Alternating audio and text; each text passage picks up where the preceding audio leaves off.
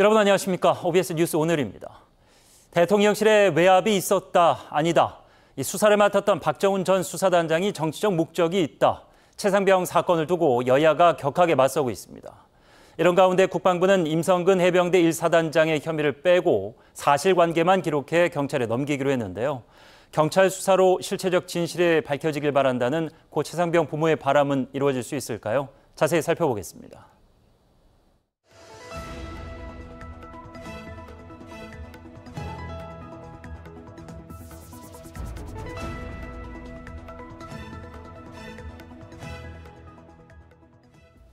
네, 뉴스 오늘 화요일 1타 시사로 문을 열겠습니다. 최재성 전 청와대 정무수석 모셨습니다. 어서 오십시오. 안녕하세요. 해병대 최상병 순직 사건 수사부터 살펴보겠습니다. 국방부가 경찰에 기초 수사 자료를 넘기기로 했는데 중요한 것은 그 자료의 내용인데 부실하다고 보여집니다. 일단 혹시나 했는데 역시나죠. 예. 이 박대령 수사단장 사건이 터지고 국방부가 공식적인 이 설명을 했어요. 네. 왜 국방부 장관이 직접 서명한 것을 번복해서 수사 자료를 넘기지 말라고 하고 구체적인 어떤 혐의까지 거론을 하면서 박대령 주장으로는 외압. 예. 국방부는 그건 당연한 거다. 왜냐하면 하급 군인, 부사관 등의 군인이 과하게 희생당하는 것을 막기 위해서라도 불가피한 조치였다 이렇게 했는데요. 지금 보니까요. 사단장하고 여단장을 면피를 시켜줬고 예. 그리고 이제 대대장이 오히려 대대장 두 분이 소위 말해서 관역이 되는 네. 이런 게 돼요. 과실치사가 두 분한테 적용이 되고 사단장하고 여단장은 빠진 거거든요. 예. 그러면 국방부 해명이 거짓말이었다는 거거든요. 따라서 국방부 장관이 서명한 것을 번복하고 이첩 보류 지시를 한 것 자체가 거짓말이라는 얘기예요. 국방부 해명이. 예. 그걸 결과적으로 입증한 것이 이 두 여단장, 사단장이 빠지고 대대장으로 과실치사 혐의를 적용하고 나머지는 빼버린 예. 이런 것으로 입증될 수 있다고 봅니다. 예. 해병대 수사 결과에서 임성근 1사단장을 제외하라는 외압이 있었다라는 것이 사실 이번 사안의 가장 핵심 사안인데 계속해서 이 박정훈 전 수사단장이 예견했던 결과였다고. 그러니까 흐름인 자체가 거의 정해진 대로 지금 흘러가고 있다. 이번 그 수사 결과 넘기는 것도 그렇게 맥락으로 보면 되겠습니다. 거기다가 국민들을 속인 거죠. 예. 말씀드렸다시피 마치 부사관에게도 8명 전원 과실치사 혐의를 적용을 해서 예. 경찰에 이제 이첩할 예정이었던 거 아닙니까? 예. 그리고 또 이첩을 감행했으나 이제 반려를 받았던 거고요. 그런데 그런 국방부 해명이 거짓말을 넘어서서 이것은 국민을 속인 거죠. 예. 그것 때문에 국방부 장관 서명을 번복해서 경찰 이첩을 하지 말라고 지시를 한 건데 이걸 박대령이 어겼다는 거 아니에요? 예. 그런데 박대령 주장은 사단장을 구체적인 어떤 혐의 내용 및 또 사단장을 빼라는 그런 외압을 받았다는 거고 그게 여실히 입증된 거죠. 예. 빠졌으니까. 사실 그 군에서 문제가 있을 때마다 지적됐던 부분이 군의 문화입니다. 이제 상명하복이기 때문에 결국에는 이제 박정훈 전 사단장처럼 직접 본인이 입을 열기 전에는 아랫선에서는 어떻게 움직일 수가 없는 상황. 그래서 이번에도 역시 국방부 신뢰에 금이 갈 수밖에 없다. 이번 주 내로 경찰에 이첩이 되면은 그럼 경찰은 다를 것이냐? 국민들은 이게 궁금한 거거든요. 저는 이미 이 사건은 권력의 흐름이 작동하고 있다고 봅니다. 예. 뭐 수사심의위원회 구성도 사실상 무산됐거든요. 예. 그리고 경찰도 기본 조사를 하고 넘기는 거거든요. 네. 근데 조사해서 넘기려고 한 것을 어떤 이유에서든지 하여튼 외압을 행사해서 예. 이것을 이첩 보류하고 이것을 만져서 가공을 해서 전혀 엉뚱한 내용으로 지금 경찰에 보냈기 때문에 예. 경찰은 그 기본 조사된 내용을 가지고 수사를 하는 거죠. 그렇기 때문에 기본 이 재료가 지금 부실한 거예요. 예. 그 기본 재료를 일부러 부실하게 만들었다는 의혹이거든요.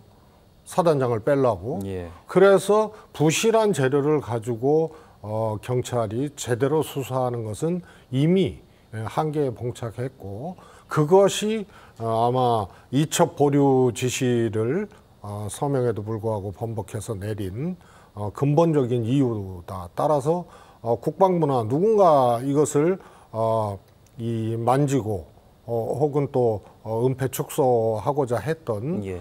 그런 사람들의 목적이 일단은 달성된 거다. 그래서 경찰도 제대로 수사하는 데는 이미 한계가 있는 상황이라고 봅니다. 예.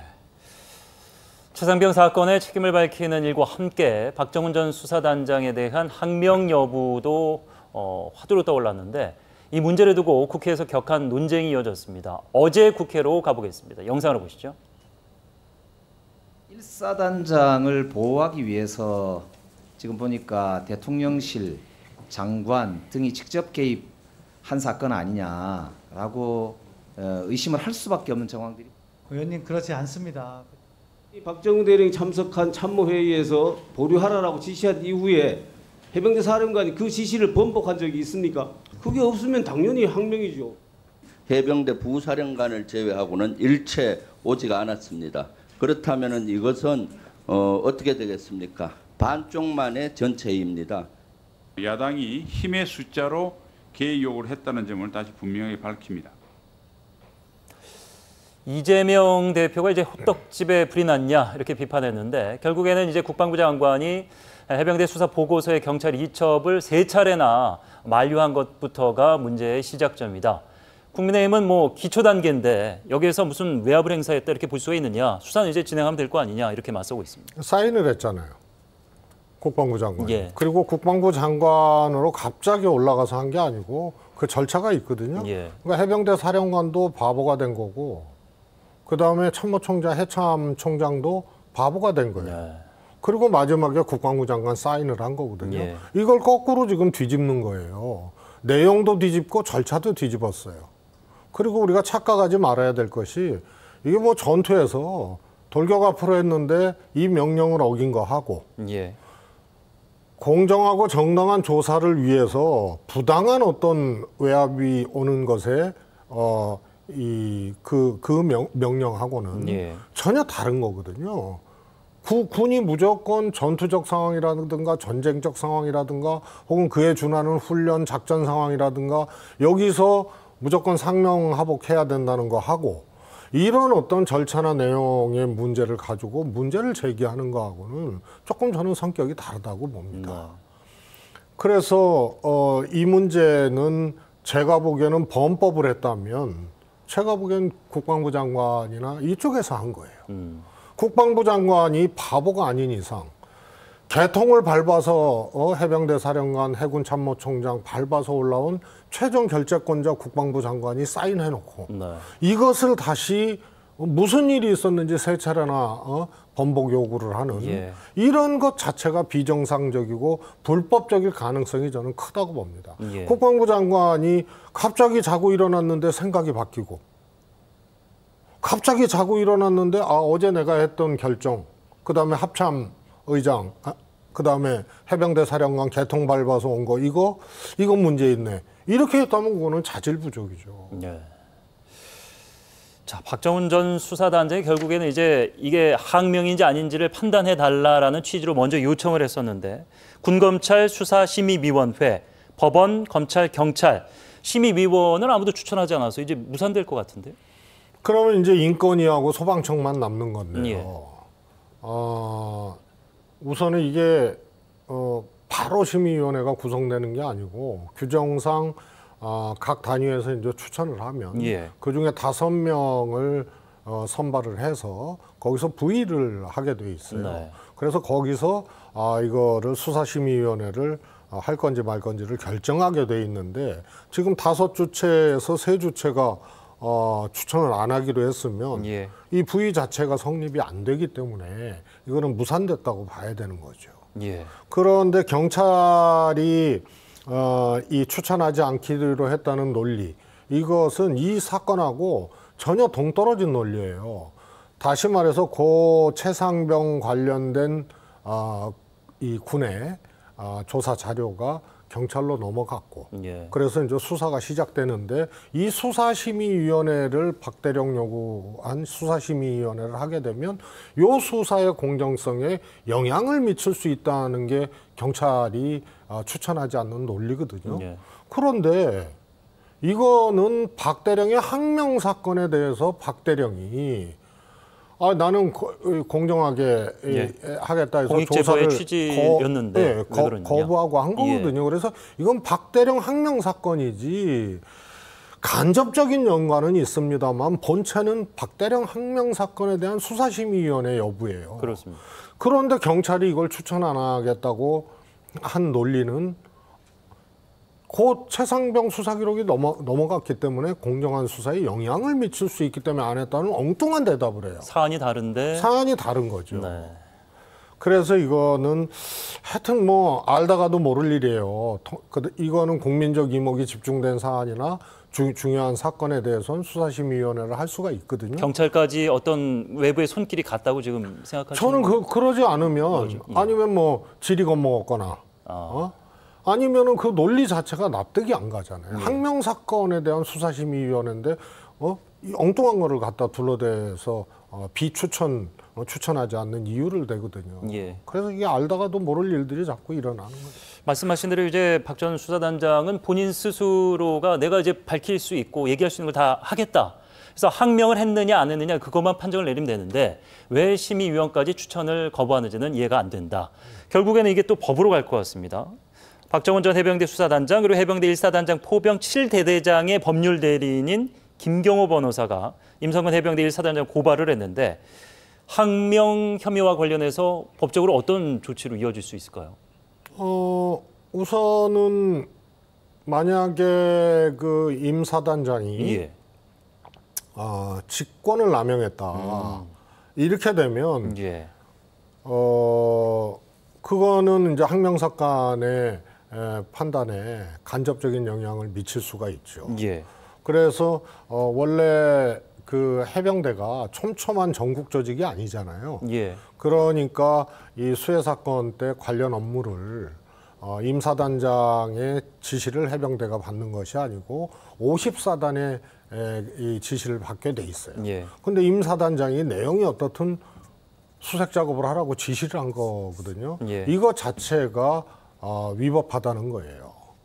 그래서 임 사단장을 소위 말해서 가장 혐의가 있는 사람으로 해서 과실치사를 적용해서 조사 기록을 완성을 해서 넘기려고 했는데 이게 이제 번복된 거니까 예.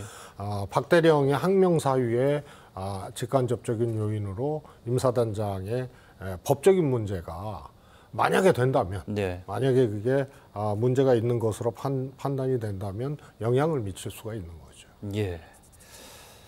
자, 이 정치인들의 발언이 하나둘 더해지면서 이제 논란이 조금씩 다른 격가지로 넘어가는 것 같은데, 김의겸 민주당 의원이 사실 이전에도 여러 가지 이제 설화 때문에 문제를 좀 잡음을 일으킨 적이 있었는데 어제 국회 법제사법위원회 전체 회의에서 수사 기록을 본인이 가지고 있다 이렇게 얘기를 했습니다.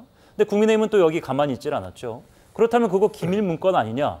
그거를 누군가 유출했거나 아니면은 어디서 입수한 경위가 있을 거 아니냐 이렇게 또 맞받아치면서 정쟁으로 번지는 것이 아닌가. 이 수사 기록을 갖고 있다고 얘기한 의도 자체도 저는 좀 궁금하긴 하네요. 저는 예. 국회의원들은 그 입수 경로가 어땠든 간에 네. 이런 중요한 사안들이 발생을 하고 하면은 자신의 능력과 정보력 등을 발휘해서 네. 할 수 있다고 봅니다. 근데 이걸 이제 공개하기는 좀 아직은 난해한 상황인 거죠. 그래서 이제 구체적인 내용을 예. 직접 공개한 것이 아니고 이제 서류를 흔들면서 구두로 한 거죠. 예. 상임위원장에서. 그래서 저는 그것은 무방하다고 보고요.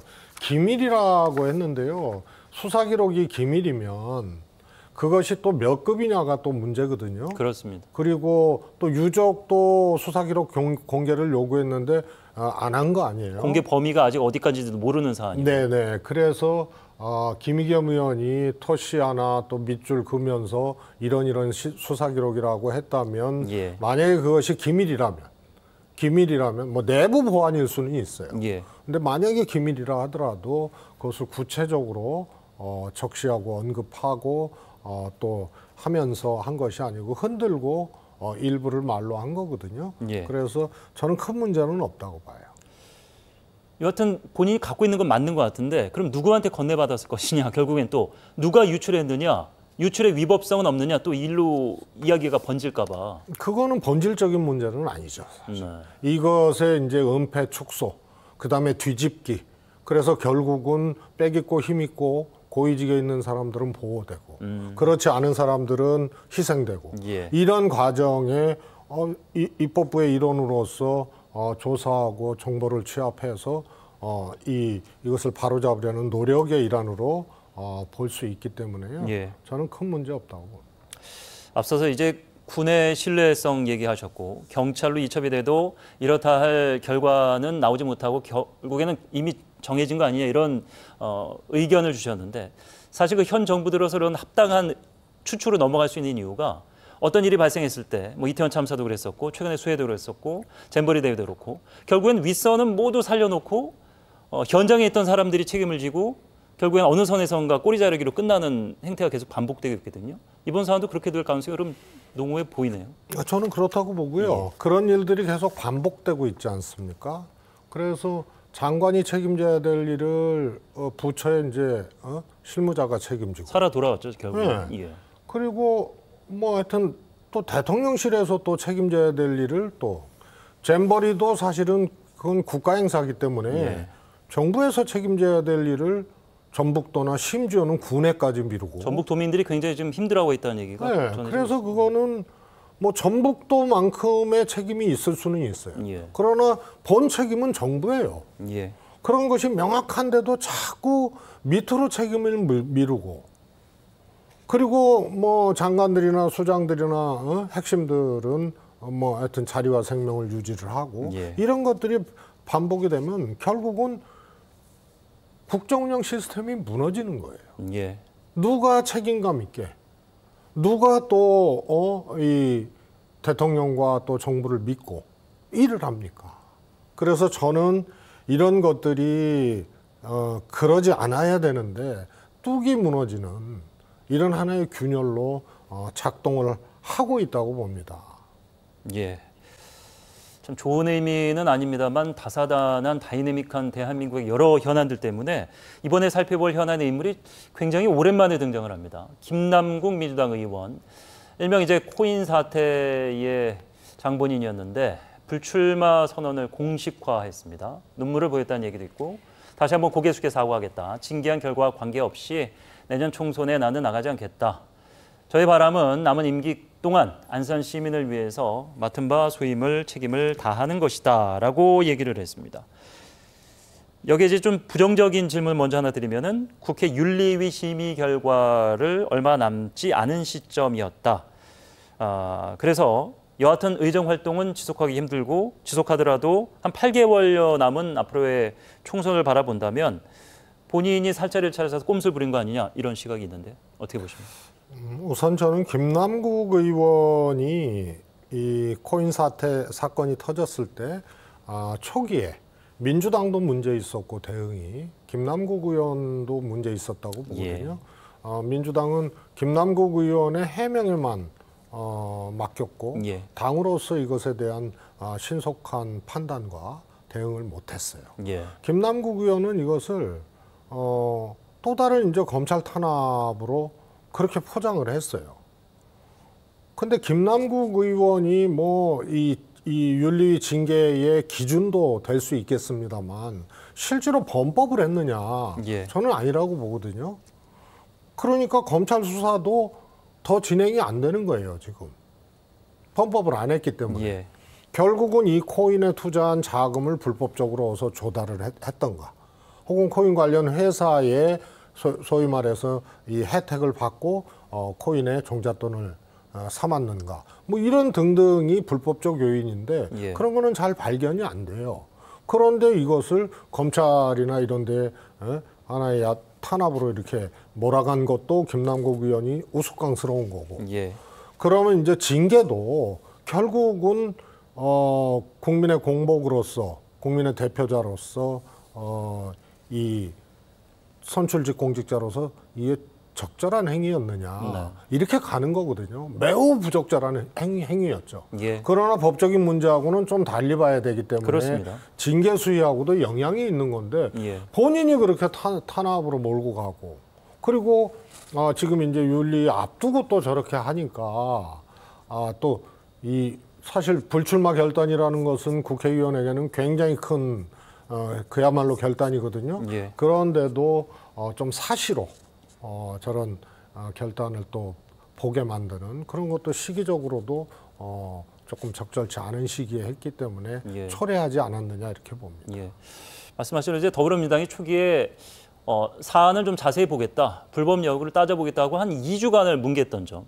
그리고 김남국 의원 본인 스스로도 아니 내가 법을 위반하지 않았는데 무슨 문제가 되느냐 이렇게까지 큰일이냐라는 취지의 얘기를 자꾸 했었기 때문에 문제가 더 불거졌는데 말씀하신 대로 위법성 여부는 사실 지금 판단하기 굉장히 난해하고 회사원 직원들도 그렇습니다. 저희 뭐 취업 규칙이라는 게 있고 사규라는 게 있는데 주식 투자를 한다고 해서 그게 법적으로 문제가 되지는 않는데 본인의 업무에 지장을 받고 업무 시간을 활용해서 했을 때는 뭐 회사로부터 주의나 경고를 받을 수는 있죠. 근데 그런 태도들이 이제 문제라고 주장을 하셨는데 총선 불출마를 그렇다면은 선언하지 않았다고 해서 공천과의 연관성은 또 없을 것이냐. 그러니까 그대로 있었어도 공천도 어차피 안 될 거였는데 이런 비판은 어떻게 생각하세요? 저는 여론이 그래서 안 될 것이다 이렇게 보는 거죠. 원래 이제 지금은 조금 덜해요. 예. 그런데 총선에 다가갈수록 아무것도 아닌 일로도 그렇죠. 문제가 돼서 예. 공천을 못 받은 경우가 있어요. 예. 결국 다 무혐의 받고 그랬지만 과거에 신기남 의원 자녀 이 로스쿨 다니는데 무슨 신기남 의원이 학교에 압력을 행사했다는 등 전혀 뭐 무관하거든요. 노영민 의원의 출판 기념회 사건 예. 뭐 세상을 떠들썩하게 했죠. 그러나 그게 아무 문제. 그러나 공천은 못 받았어요. 맞습니다. 그래서 임종석 의원이 재판 중이었는데 2012년도에 예. 공천 못 받았어요. 예. 그런데 나중에 무혐의예요. 무죄예요. 이런 게 다 나중에 무죄 받고 무혐의 받고 아무 문제 없었어도 그야말로 뭐 바람 소리 하나에도 그냥 화들짝 놀라서 국민들이 이제 이 권리를 행사하는 날 총선으로 다가갈수록 정당이 그런 것을 더 칼같이 하게 돼 있어요. 그래서 네. 김남국 의원의 경우에는 뭐 개인적으로는 조금 안 됐습니다만 네. 공천을 줄 수 없는 사안이다.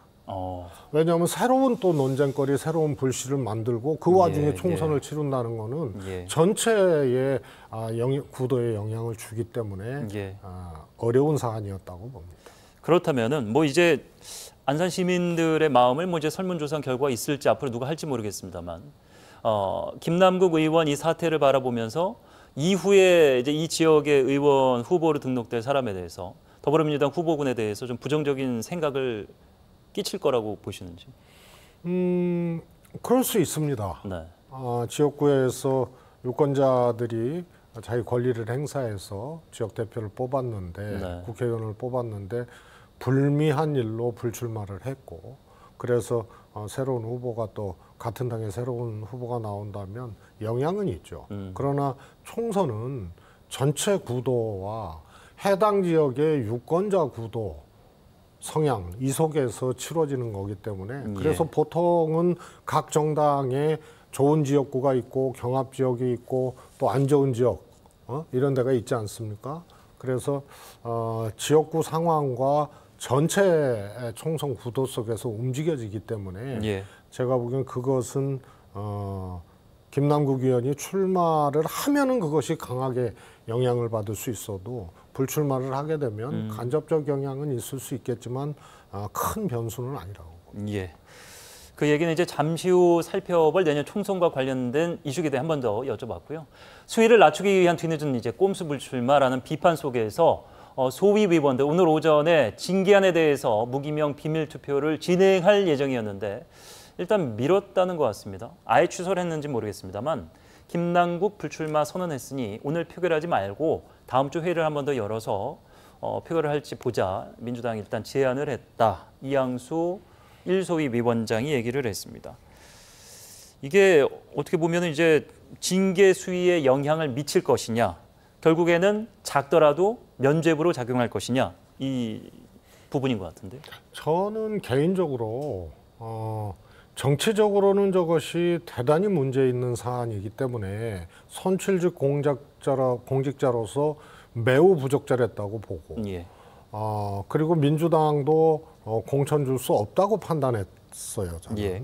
그런데 김남국 의원의 불출마 선언하고는 무관하게 과연 저것이 제명 사유냐, 이것을 좀 객관적으로 볼 수가 있어요. 부적절했지만 제명 사유는 아니라고 보거든요. 네. 왜냐하면 범법이 있거나 뭐 이러면은 제명할 수가 있어요. 범법이 있고 구속되고 최종심까지 가도 제명이 안 되는 경우도 있었어요. 네. 그래서 저거는 이 법적으로 범법을 했거나 또 매우 중한 법률 위반을 했다면은 그거는 제명할 수 있으나 예. 그것과는 조금 다른 매우 부적절한 처신이기 때문에 제명 사안은 저는 개인적으로 아니라고 보거든요. 그래서 그건 불출마 선언하고는 조금 무관한 거다. 예. 그런 점에서는 김남국 의원이 제명을 모면하려고 불출마 의사를 밝힌 것은 아니라고 봐요. 예. 그러나 시기가 그런 오해를 받을 만한 시기였다는 게 제가 보기에는 네. 적절치 않았다는 거죠.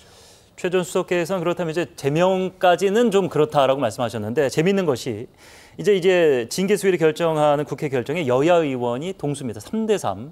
근데 이게 여야의 문제가 아니고 사실 코인 거래라는 것이 개인의 영역으로 보면은 국민의힘 쪽 의원들도 다소 조금 뭐 상대당이긴 합니다만 저렇게까지 꼭 해야 돼? 이렇게 생각하는 사람이 있을 수도 있고, 어떤 위원이 어떤 표를 줄지 모르겠습니다만, 그럼 실제로 표결을 하더라도 여야 3대3인데 징계가 이제 제명까지는 안 갈 것으로 예상을 하시나요? 네, 저는 안 갈 거라고 봅니다. 왜냐하면 제명 사안이 아니에요.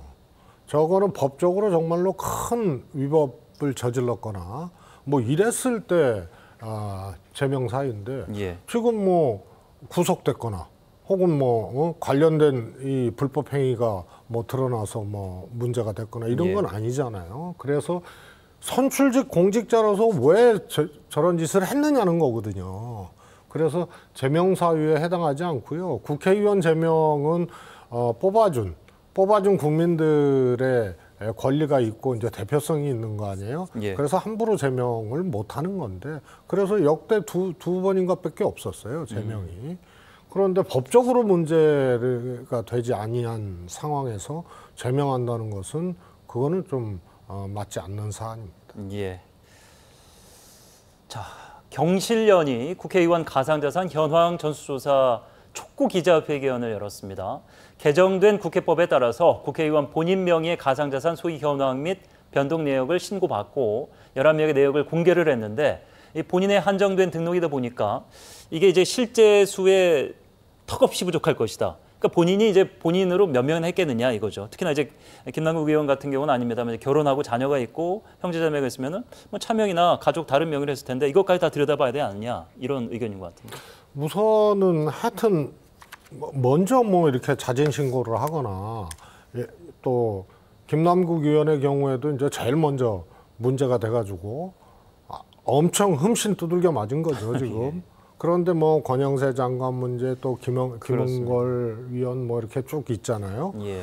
그래서 액수의 과다를 떠나서 전수조사를 해야 되는데 전수조사에 대해서 말로는 뭐 할 것 같아도 안 하잖아요. 예. 그러니까 뭐 신고한 사람이라든가 이런 사람들한테 또 이렇게 초점이 가고. 예.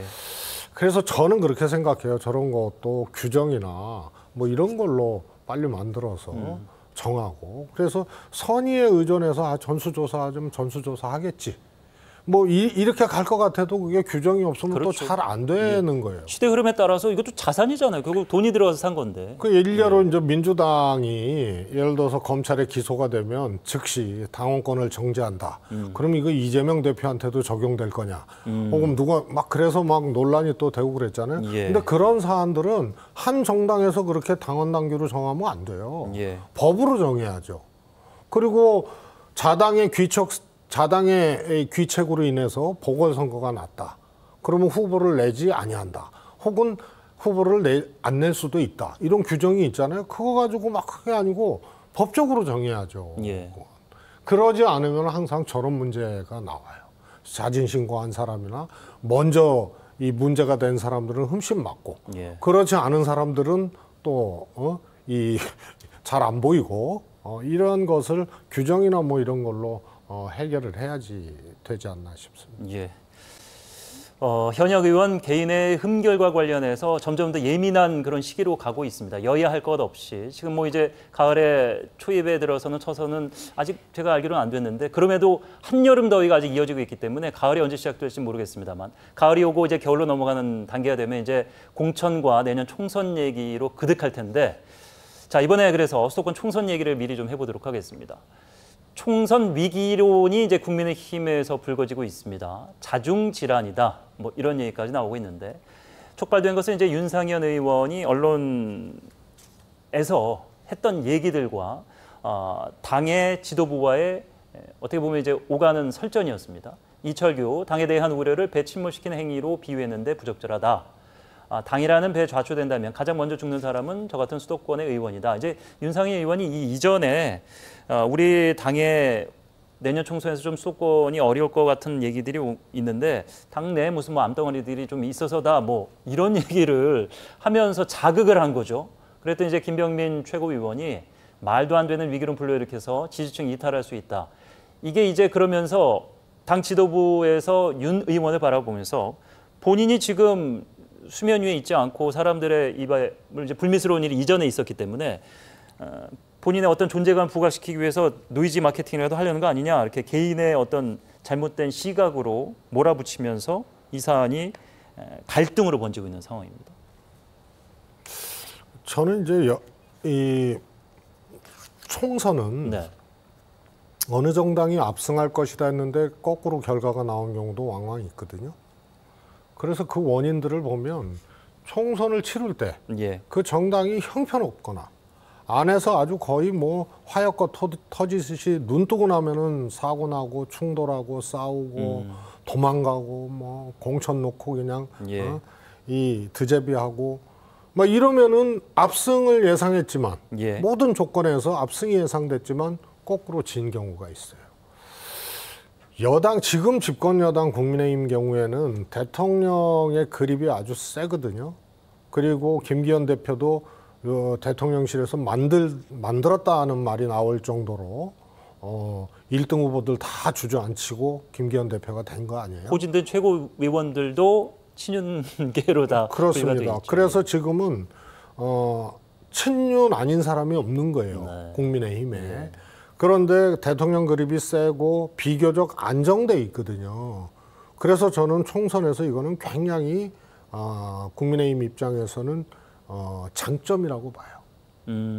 그래서 이대로 총선을 치른다면 민주당이 어려울 가능성이 저는 매우 크다고 봅니다. 예. 이거는 뭐 이 여론조사 뭐 이런 거하고는 또 무관한 총선을 치를 때 그 정당의 안정감과 신뢰감이거든요. 예. 한쪽에서는 잘 됐든 못 됐든 안정감 있게 가는데 총선을 치르는 그 반대당에서는 막 드제비하고 난장판이 되면은 그걸 믿고 국민들이 다수당을 만들어줄 수가 없는 거예요. 예. 그런 점에서는 상대적으로 지금 유리하다. 전국 판세를 놓고 보면 그렇게 말씀하시죠. 예. 그런데 이제 집권 여당 국민의힘의 뇌관이라 그럴까요? 그런 게 어디에 있냐면은 수요 공급이 안 맞아요. 지금 최소 의석 아니에요. 여당이. 예. 그래서 역대 여당 중에 아마 저쪽에서 집권했을 때에 비하면은 최고로 의석이 작을 거예요. 예. 노무현 대통령 탄핵됐던 2004년도 치루어진 17대 총선에서도 126석을 했어요. 네. 근데 그게 10석 이상 못 미치잖아요. 지금. 그 정도로 최소 의석인데 국민의힘이. 그런데 전부 친윤인 것 같지만 정치적 동지는 아니에요. 그렇죠. 한솥밥 먹은 것도 그렇고 동질감도 그렇고 그래서 예. 거기에 용산발 혹은 또 뭐 검찰 출신이 온다. 네. 실제로 저는 그렇다고 보거든요. 이 수요 공급의 불일치를 어떻게 해소할 거냐. 예. 다시 말해서 현역 의원들하고 이 소위 낙하산으로 공천받고 오는 사람들하고의 이 충돌이 있거든요. 예. 이것을 어떻게 해소할 것이냐가 가장 큰 저기 난제입니다, 지금. 예. 그러다 보면은 이제 수도권 선거에 영향이 있기 때문에 걱정하는 거고. 그럼 뭐 마지막 질문 짧게 드릴게요. 뭐 국민의힘 이제 내년 총선 상황을 전망하는 거니까 대통령의 지지율은 35 내외라고 보는 게 거의 지금 정확한 것 같은데 이 상태로 내년 총선까지 간다면 그럼에도 불구하고 친윤계나 검찰 출신으로 대진을 꾸린다면 국민의힘이 좀 유리하다고 보십니까? 그럼에도 불구하고? 아니, 그걸 어떻게 이제 수습하고 관리하느냐의 문제라고 봐요. 그걸로 난파선처럼 되면은 예. 사실 35% 안팎으로는 대통령 믿고 못 치르는 건데 예. 상대성이 있기 때문에 야당도 불안하거든요. 그래서 안정적으로 갖고 갈 수 있는 그런 기회가 경쟁력인데 국민의힘은 예. 이것이 검찰 출신이나 용산발 이 공천 개입으로 이런 것들이 흔들리게 되는데 이 관리가 무너져 버리면은 폭망하는 거고 네. 성공하면은 그거는 상대적으로 야당이 부진했을 때 오히려 그거는 선전할 수 있는 요인이 될 수도 있죠. 예, 알겠습니다. 내년 총선 미리 조금 살펴봤습니다. 최재성 전 청와대 정무수석과 함께했습니다. 고맙습니다. 감사합니다.